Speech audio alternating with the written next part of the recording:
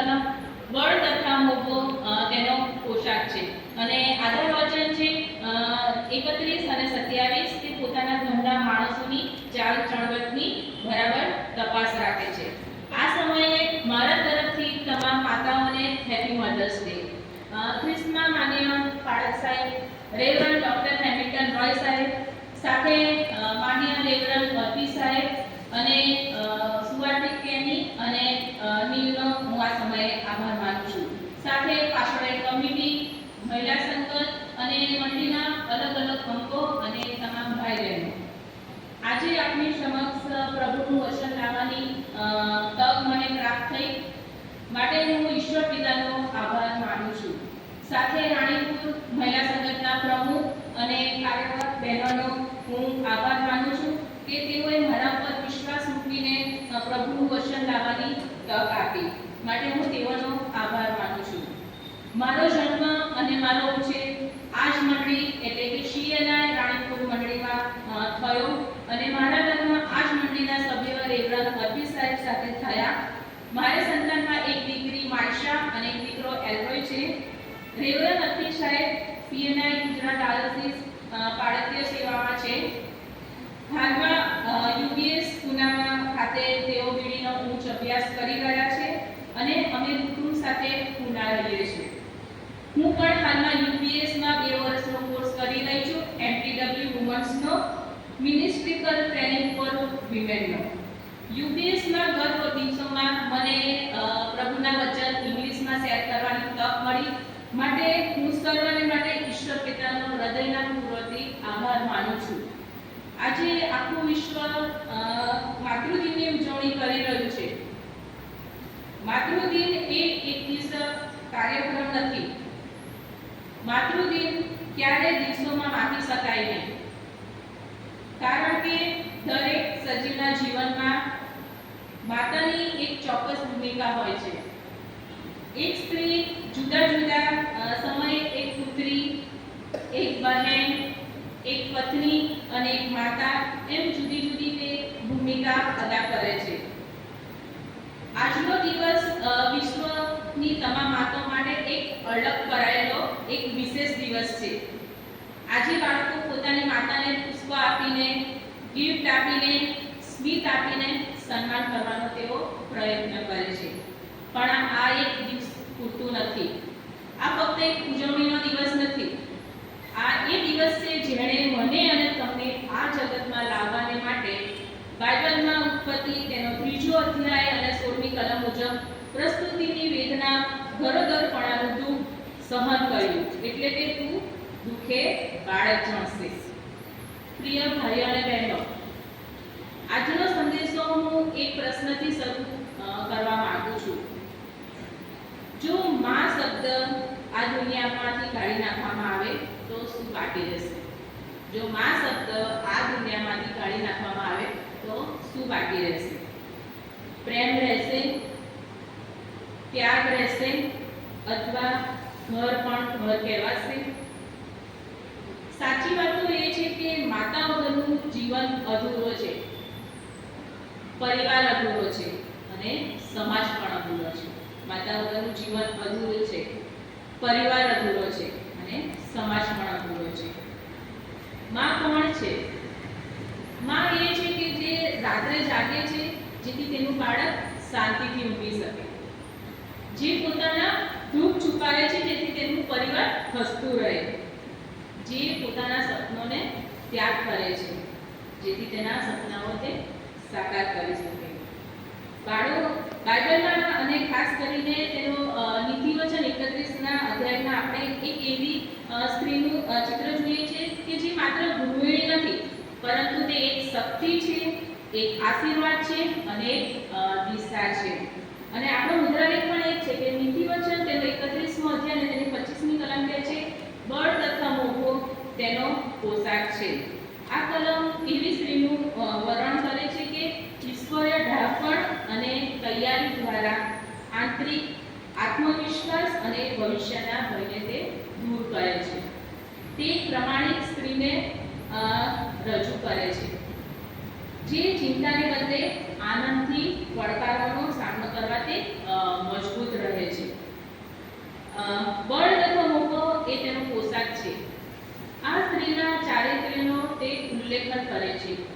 તેના શારીરિક વસ્ત્રો નહીં, તે આંતરિક સામર્થ્ય, આત્મવિશ્વાસ અને આત્મસન્માનથી તે સજ્જ છે, જે ઈશ્વરનો ભય રાખવાથી અને સદગુણી જીવન જીવવાથી આવે છે.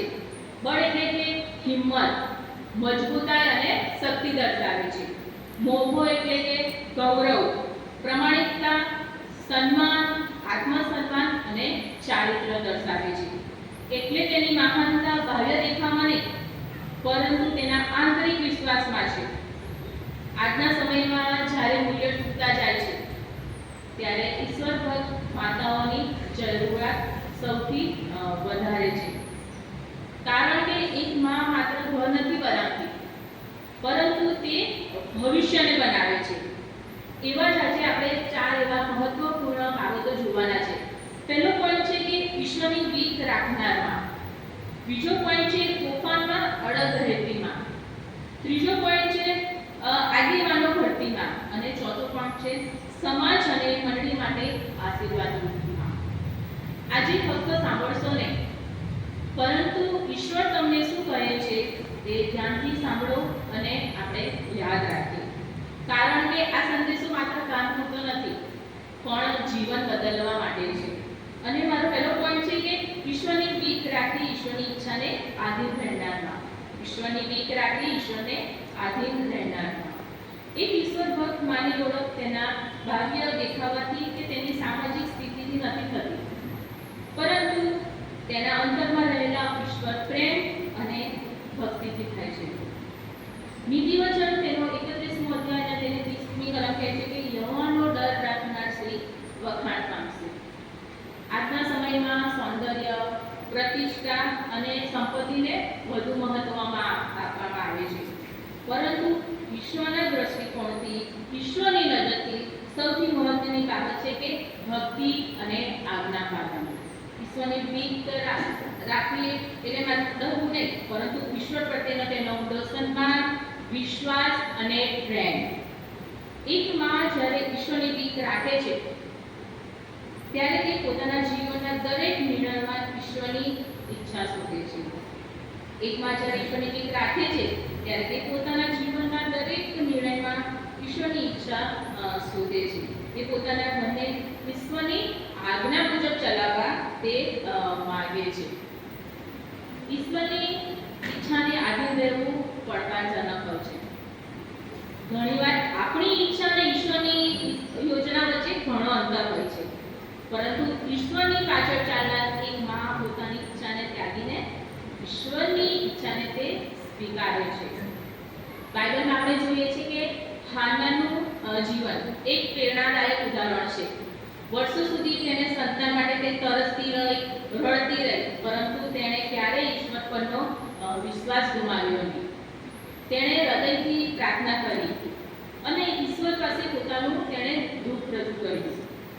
જ્યારે ઈશ્વરે તેને સમુએલ આપ્યો, ત્યારે તેને પોતાની માટે તેણે રાખ્યો નહીં, પરંતુ તેણે ઈશ્વરને સમર્પિત કર્યું.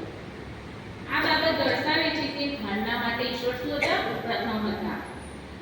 આજના સમયમાં ઘણી જવાબદારીઓ વચ્ચે જીવે છે.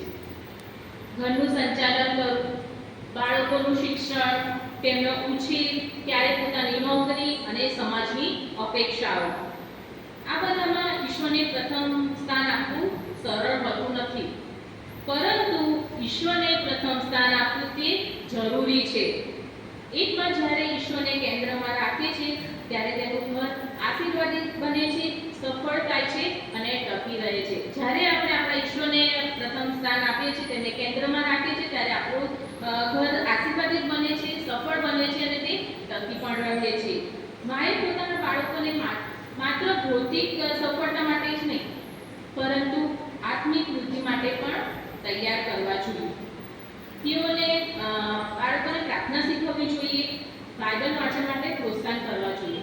કેવળ સન્ડે સ્કૂલના ટીચરો પૂરતું નથી, પણ પહેલી જવાબદારી આવે છે કે આપણા પેરેન્ટ્સની, કે આપણે આપણા બાળકોને પ્રાર્થના શીખવવી જોઈએ, બાઇબલ વાંચવા માટે પ્રોત્સાહન કરવા જોઈએ અને ઈશ્વર પર વિશ્વાસ રાખવાનું શીખવવું જોઈએ. ઘણા ઘરોમાં આપણે જોઈએ છીએ કે જ્યાં માં પ્રાર્થના કરતી હોય છે ત્યાં એક અલગ શાંતિ અને એક અલગ આનંદ જ હોય છે. બાળકો પણ તે વાતાવરણથી પ્રભાવિત થાય છે અને તેના જીવનમાં તે ઈશ્વરને હાજરી તેઓ અનુભવે છે. એક ઈશ્વર ભક્ત માં પોતાના પરિવાર માટે આશીર્વાદરૂપ બની રહે છે. તે પોતાના દ્વારા એક ઉદાહરણ મૂકે છે કે ઈશ્વરની ઈચ્છામાં જીવવું એ સાચી ભક્તિ અને આનંદ તરફ દોરી જાય છે. એક ઉદાહરણ કહું તો કે એક માં દરરોજ સવારે પોતાના બાળકોની સાથે પ્રાર્થના કરતી હતી. વર્ષો પછી તેના બાળકો મોટા થયા અને જીવનમાં તેઓ સફળ થયા. જ્યારે તેને પૂછવામાં આવ્યું કે તેમની સફળતાનું રહસ્ય શું છે, ત્યારે બાળકોએ જવાબ આપ્યો, અમારી માની પ્રાર્થના. પ્રાર્થના એક માનું સૌથી શક્તિશાળી હથિયાર છે. એક માતા તરીકે આપણે આપણી પોતાને જાતને પૂછીએ કે શું હું મારા ઘરમાં ઈશ્વરને પ્રથમ સ્થાન આપું છું? શું હું મારા ઘરમાં ઈશ્વરને પ્રથમ સ્થાન આપું છું? શું હું મારા બાળકો મારા જીવનમાં ઈશ્વરનું પ્રતિબિંબ જોઈ શકે છે? શું મારા બાળકો મારા જીવનમાં ઈશ્વરનું પ્રતિબિંબ જોઈ શકે છે? બીજો પોઈન્ટ છે કે તોફાનોમાં અડગ રહી નિડરપણે કાર્ય કરનારા. બીજો પોઈન્ટ છે તોફાનોમાં અડગ રહી નિડરપણે કાર્ય કરનારા. નીતિવચન તેનો 31મો અધ્યાય અને તેની 25મી કલમ કહે છે કે બળ તથા મોભો એ તેનો પોશાક છે. આ વાક્ય એક બાહ્ય શક્તિથી નથી, પરંતુ આંતરિક મજબૂતાઈ અને આંતરિક સ્થિરતાનું તે પ્રતિનિધિત્વ કરે છે. એક સાચી માં જીવનના તોફાનોમાં અડગ રહે છે અને નિડરપણે પોતાની જવાબદારીઓ તે નિભાવે છે. જીવનમાં તોફાનો આવવા સ્વાભાવિક છે. તોફાનોનો અર્થ માત્ર કુદરતી આપત્તિ નથી, પરંતુ જીવનની કઠિન પરિસ્થિતિઓ એટલે કે આર્થિક તંગી, બીમારીઓ, સંબંધોમાં તણાવ, નિષ્ફળતા અને અવિશ્વાસ. આ પરિસ્થિતિઓમાં ઘણા લોકો તૂટી જાય છે, પરંતુ એક માં પોતાના પરિવાર માટે મજબૂત ખડક બનીને રહે છે. બાઇબલમાં આપણે જોઈએ છીએ કે મરિયમ ઈસુની માં આ બધામાં એક ઉત્તમ ઉદાહરણ છે. જ્યારે દેવદૂત ગાબ્રિએલ તેને ઈશ્વરની યોજના વિશે જણાવ્યું ત્યારે તેના માટે આ એક મોટો પડકાર હતો. સમાજના નિયમો, પ્રશ્નો અને ભવિષ્યનો ડર કે લોકો કેવી વાતો કરશે તે હોવા છતાં પણ તેણે ઈશ્વરની ઈચ્છાને સ્વીકારી. તેની હિંમત અને વિશ્વાસ તેની આંતરિક શક્તિ દર્શાવે છે. મરિયમના જીવનમાં સૌથી કઠિન ક્ષણ જ્યારે આવે છે કે જ્યારે તે પોતાના બાળકને ધ્વજસ્તંભ પર મૃત્યુ પામતા જુએ છે. મરિયમના જીવનમાં સૌથી કઠિન ક્ષણ ત્યારે આવે છે કે ત્યારે તે પોતાના પુત્રને ધ્વજસ્તંભ પર મૃત્યુ પામતા જુએ છે. કોઈ પણ મા માટે આ સહન કરવું સહેલું નથી, ખૂબ જ મુશ્કેલ છે. છતાં તેણે ઈશ્વર પરનો વિશ્વાસ તેણે ગુમાવ્યો નહીં અને તે અંત સુધી અડગ રહી. આજના સમયમાં પણ આપણે માને જોઈએ છે કે જેઓ અનેક પડકારો વચ્ચે પોતાના પરિવારને તે સંભાળે છે. તેઓ પોતાના દુઃખોને છુપાવીને બાળકોને આનંદ આપે છે. તેઓ થાકી જાય છે, પરંતુ તે રોકાતી નથી. તેઓ નિરાશ થાય છે, પરંતુ તે વિશ્વાસ ગુમાવતી નથી. એક મા માટે શક્તિનો મુખ્ય સ્ત્રોત એ છે ઈશ્વર છે.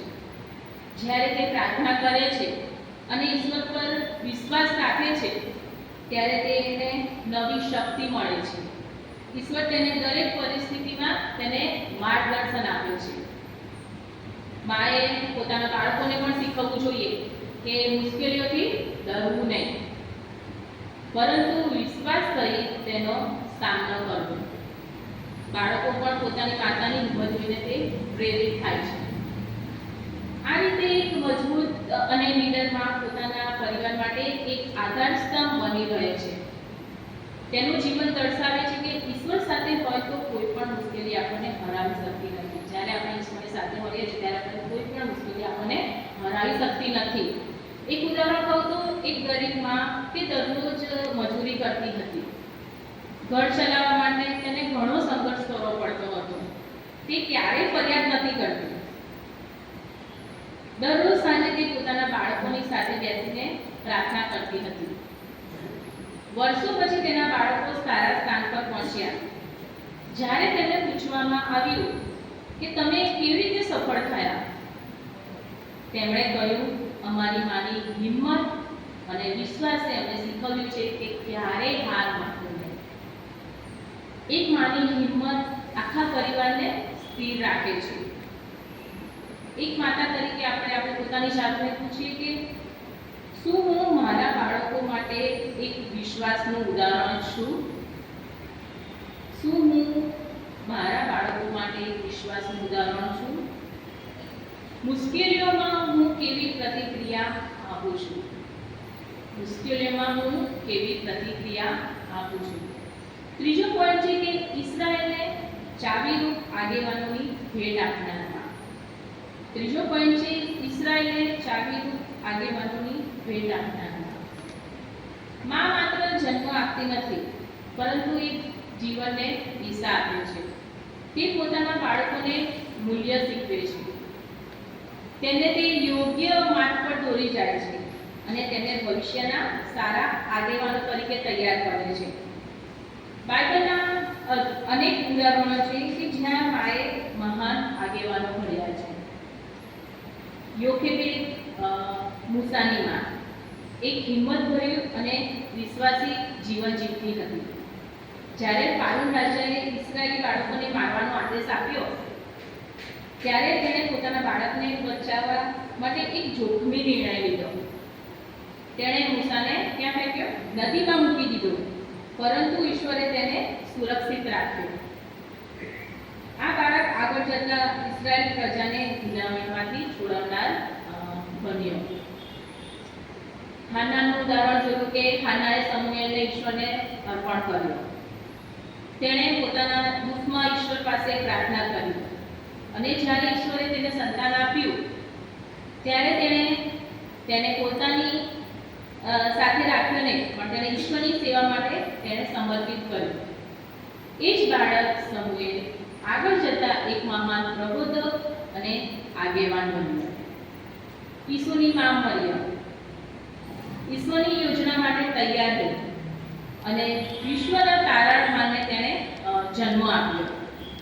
આ બધા ઉદાહરણો દર્શાવે છે કે માં ઈશ્વરની યોજનાનો એક મહત્વનો ભાગ છે. તેઓ પોતાના બાળકોને ઉછેરે છે, સાથે તેમને ઈશ્વરના માર્ગમાં દોરી જાય છે.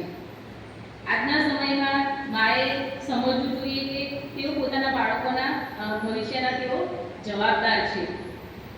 તેઓ જે મૂલ્યોનું સિંચન બાળકોમાં કરે છે તે તેમના જીવનને આકાર આપે છે. જો માં પોતાના બાળકોને ઈશ્વરની ભક્તિ, સત્ય, પ્રેમ અને ન્યાય શીખવશે તો તેઓ ભવિષ્યના સારા આગેવાન બનશે. માએ બાળકો સાથે સમય વિતાવવો જોઈએ, તેમને સાંભળવા જોઈએ અને તેને યોગ્ય માર્ગદર્શન આપવું જોઈએ.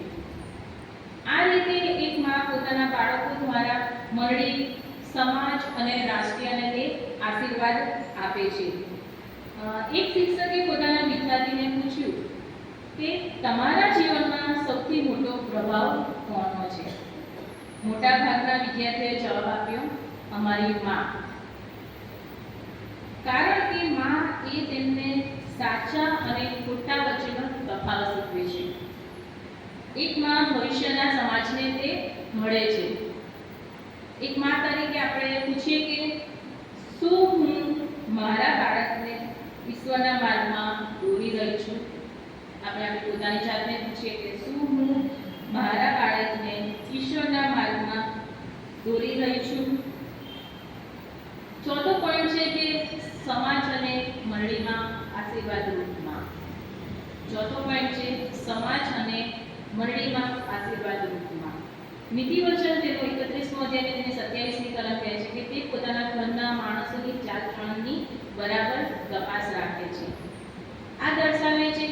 એક માં જવાબદાર અને સતર્ક છે, પરંતુ તેનો પ્રભાવ માત્ર ઘર સુધી સીમિત નહીં રહેતો, મંડળી અને સમાજમાં પણ તે જોવા મળે છે.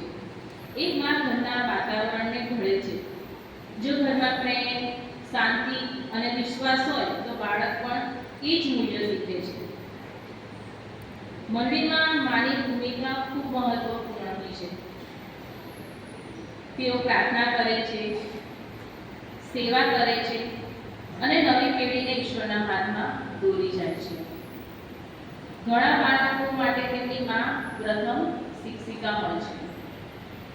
તેઓ પોતાના બાળકોને સારા અને ખરાબ વચ્ચેનો તફાવત શીખવે છે.